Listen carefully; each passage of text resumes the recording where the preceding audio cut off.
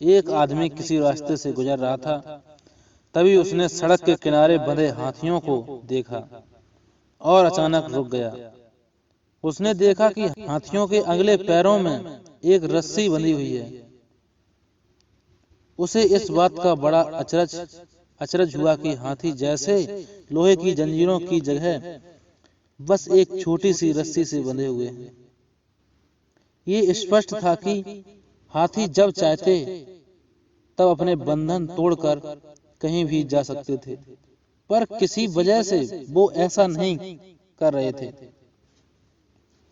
उसने पास खड़े महाबल से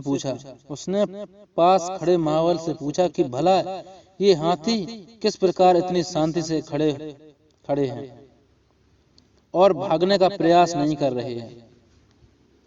तब महाबल ने कहा, इन हाथियों को छोटे पर से ही इन रस्सियों से बांधा जाता है। उस समय इनके पास इतनी शक्ति नहीं होती कि इस बंधन को तोड़ सकें।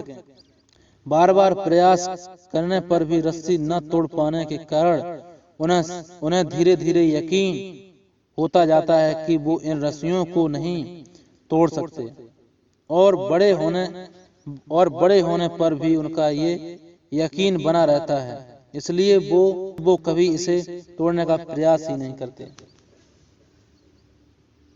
आदमी आश्चर्य में पड़ गया कि ये ताकतवर जानवर सिर्फ इसलिए अपना बंधन नहीं तोड़ सकते क्योंकि वो इस बात में यकीन करते हैं।